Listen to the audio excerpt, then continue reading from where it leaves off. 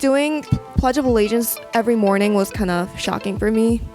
Did you We have don't to really do it? Yeah, me too. Yeah, we don't really do it in Korea. So how was that for you? Estadounidense, that means a United Statesian, is what that literally means. But we don't have that in English. Like, we don't say United Statesian. So we say, we've just come to start talking about those of us in the United States as Americans. But you're an American too in the DR, right? You know, well, I'm an American. What's your mind go to that person? So the idea is like, look, if you're from North Korea, you're not going to be coming to the United States for high school, right? So it's only going to be South. Because if you look out in this classroom and you like, okay, there are more white people in here than any other group, right? But like, would you say that white people represent the classroom? Do you right now, do you think of yourself as Dominican American? Because just Dominican. Yeah. You have a green card. I mean, in all likelihood, you're going to be a citizen. Probably. Okay, so in that moment, then do you, in your mind, do you imagine you're going to become Dominican American, or would you become American, or what would you be? If I get an American citizenship, I would still say, oh, I'm Korean American. When the initial people who came here, they said the exact same thing that you did. They hung on to their culture because they were connected to their culture back home, and they said, "Yeah, I want to be part of the United States." But they spoke their mother tongue. They read newspapers, or got those who came, later, read newspapers from back home. They were connected to back home. They wanted to hold on to that for the same reasons that you did.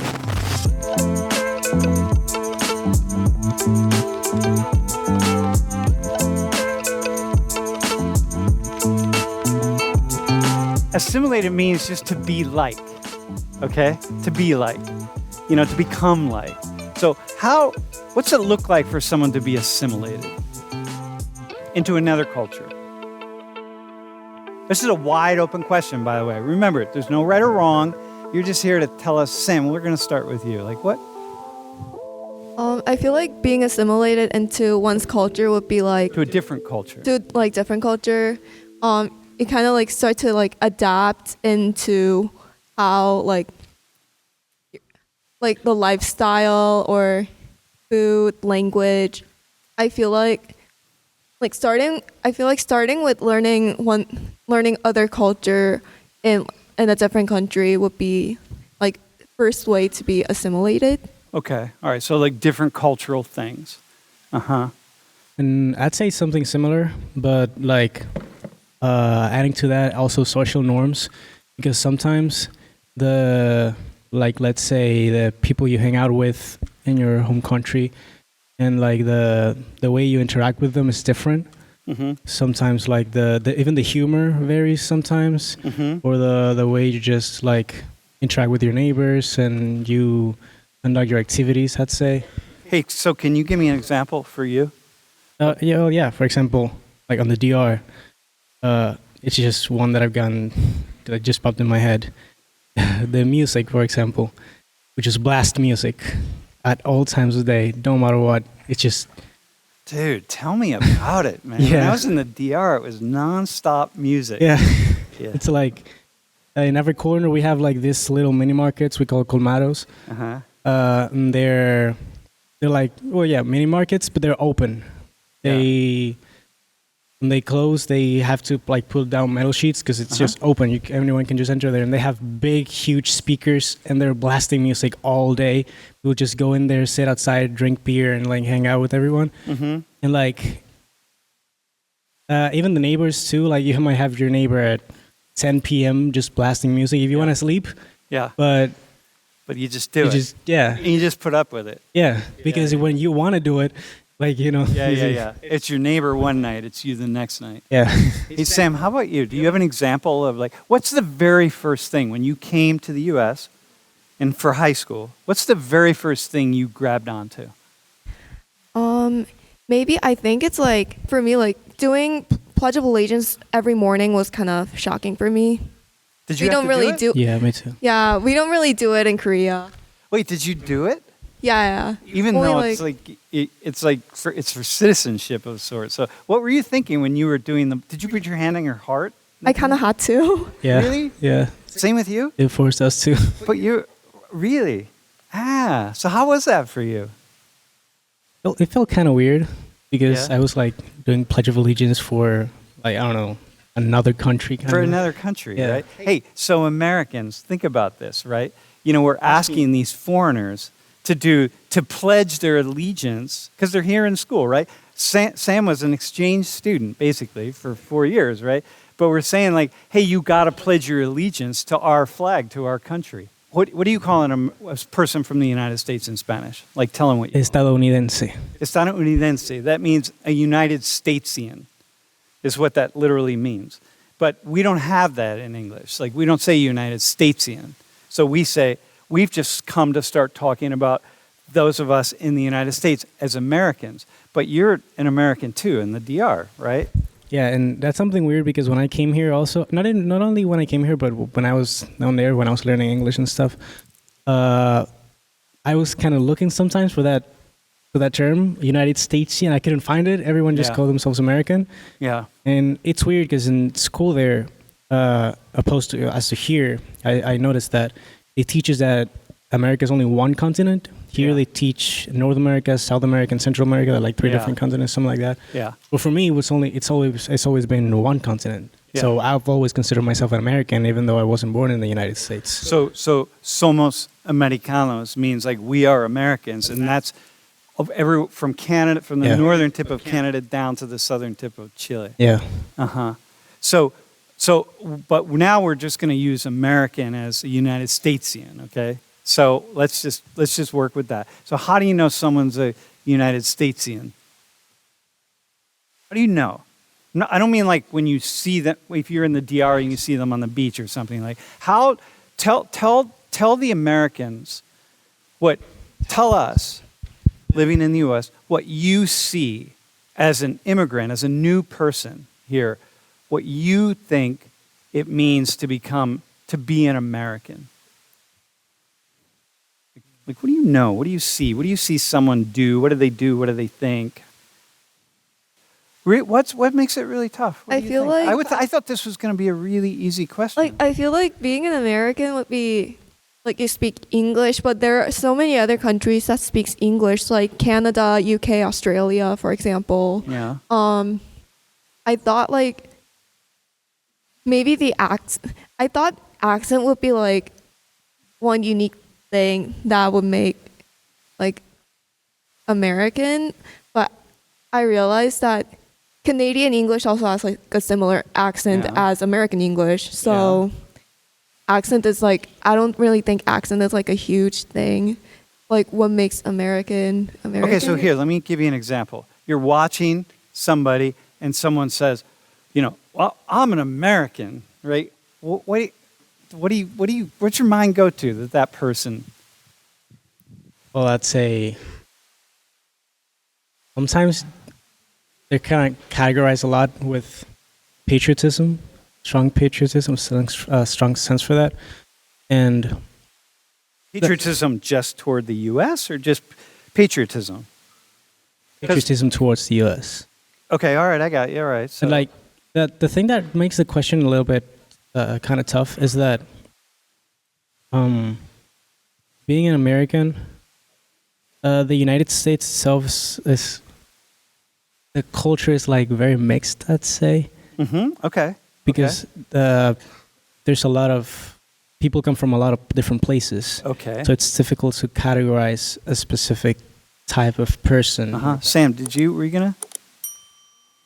I thought like everything I saw through like Hollywood movies or like dramas like Friends, Modern Family would be like, not like Modern Family, but like mostly Friends would be like the typical Americans. But I realized that I think Modern Family and also TV show Glee also changed my mind, like because there's so many diverse people around the world, like in the U.S. alone, and I thought like, and like we also see like gay couples in Modern Family, and I feel like being open towards like the LGBTQ culture was like kind of what like Americans would think, like I don't know, like There's something there. yeah, It's like it's very different from the Korean culture, I guess. Yeah. It's like what I see from Hollywood. Can you just say something quickly about what you mean by that? Like, give people a window into Korea. Sometimes like I get this question, it's like, where are you from? Oh, I'm from Korea. And someone asks like north or south. And south, obvious. I'm from the south, obviously, because like people hear more about North Korea in the news than South Korea, I think. Yeah.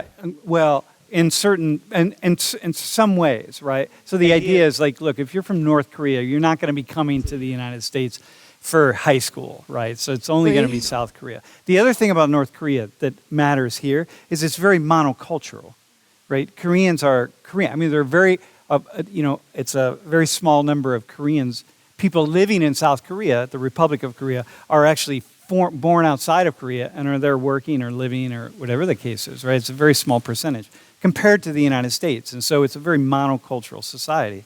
So when you come here, you experience all of this incredible diversity, right? So what's an American then is a very complex question. Yeah. The majority of input you get from American culture is from TV shows and all that.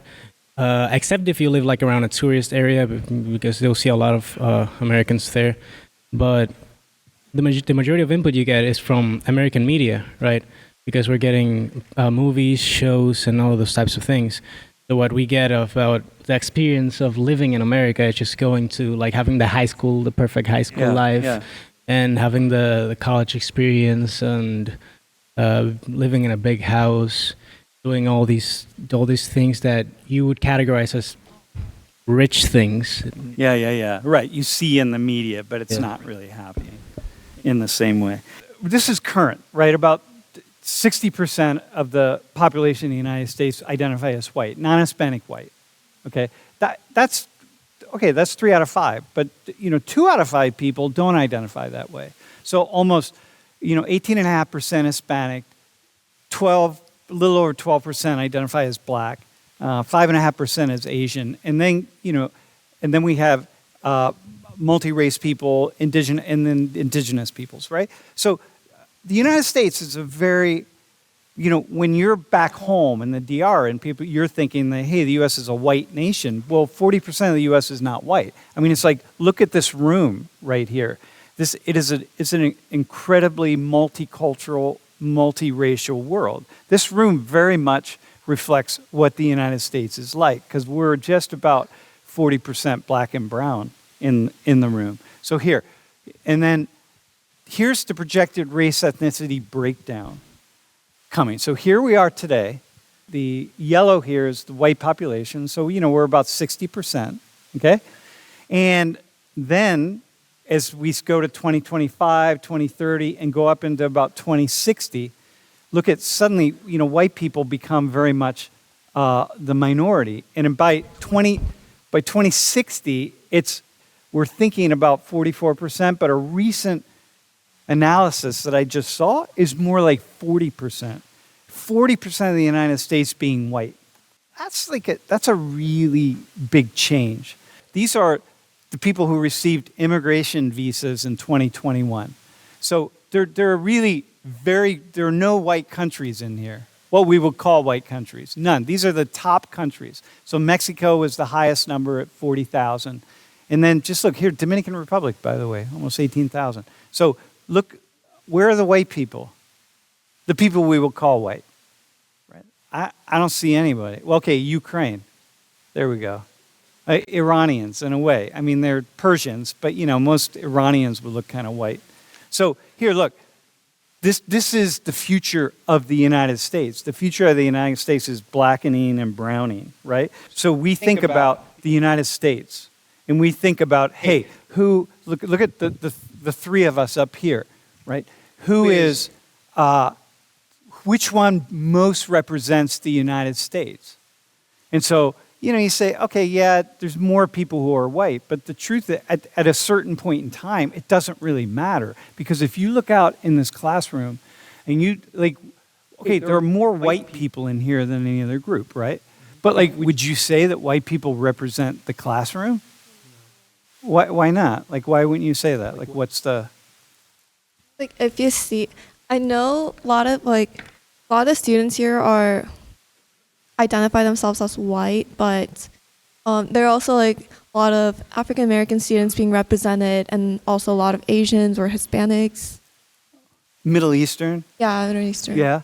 So like it just means that to say something like people will say like, oh, Penn State's white or Pennsylvania's white or the United States is white. But at a certain point in time, when I look at these numbers, it's like that's not, it's very different. So you were going to say something and I think I cut you off. Yeah, I was going to say about the United States being perceived as a white nation.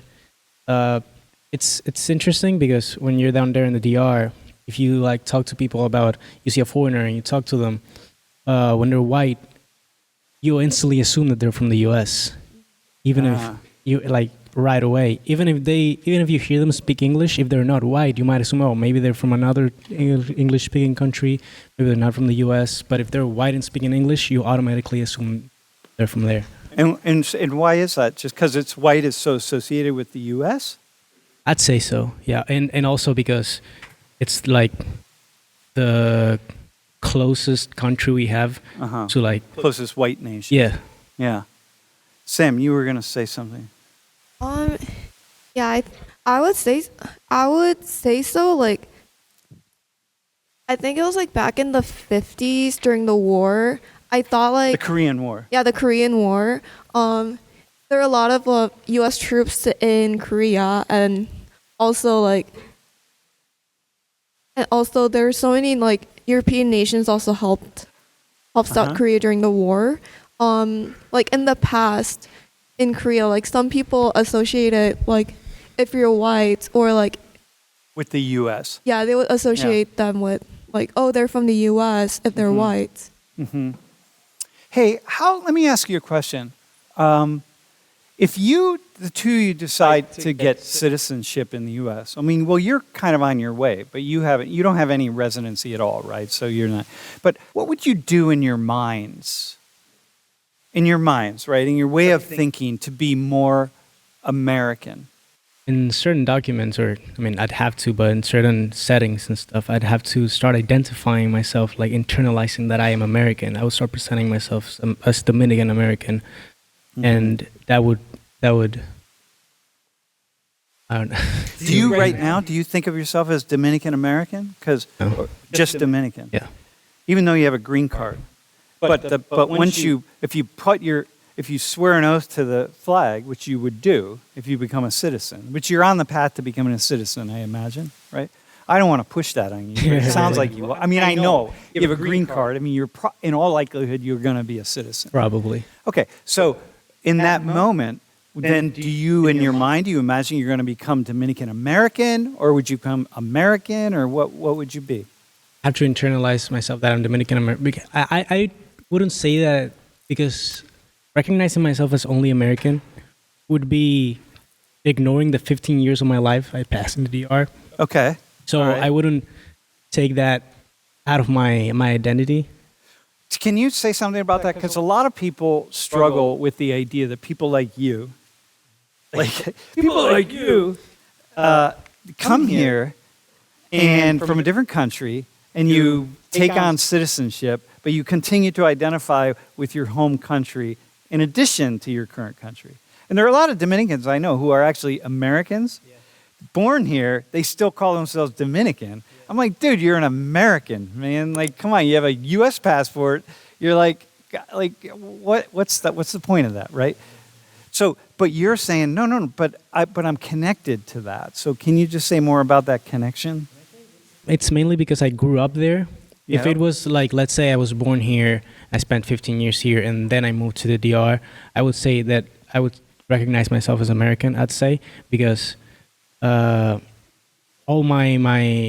the experiences I passed from the beginning of my life, all the first friends I made, all the first experiences, how I knew the world. Yeah. It was in the Dominican Republic.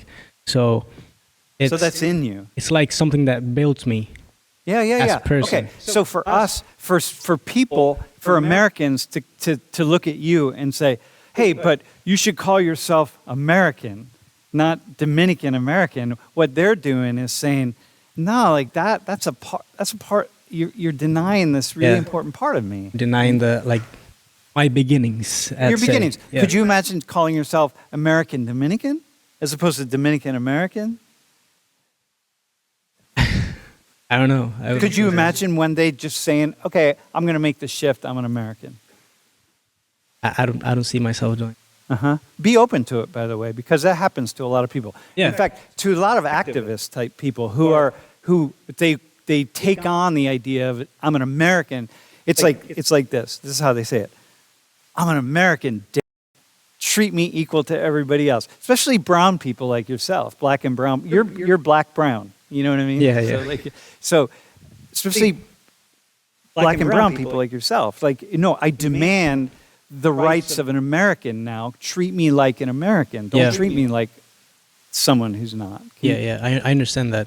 Like sometimes they would treat you as if you, even though you spend like, let's say 30 years in this country, they still treat you like a foreigner. Like you don't know the customs, you don't know the ways to like live here and stuff. Yeah. And I'd see why you would say that, treat me as an American, when you're being treated that way.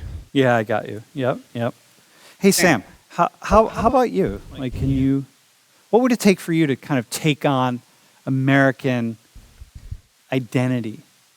To be honest, I think like even though I live in America, like I feel like keeping my heritage alive is so important for me. If I get an American citizenship, I would still say, "Oh, I'm Korean American," because like I don't want to deny the fact that I was born in Korea and also like spent almost my entire life there. So I wouldn't want to just like reject the fact that I was born in Korea, but I still want to keep that heritage alive. But like for example, if I get married and have a child here, I would still like teach them how to speak Korean so that I can keep that tradition alive, my heritage alive. Do the two of you know that that almost every single immigrant who's ever come to the United States said the exact same thing that the two of you just said? So my ancestors, right, who came from various places in England and Ireland and Scotland and Germany, and when the initial people who came here, they said the exact same thing that you did. Whether they came in the 19th century, the 18th century, the 17th century, they all said the same thing. They hung on to their culture because they were connected to their culture back home. And they said, yeah, I want to be part of the United States, but they spoke their mother tongue. They read newspapers, or got those who came, later, read newspapers from back home. They were connected to back home. They wanted to hold on to that for the same reasons that you did.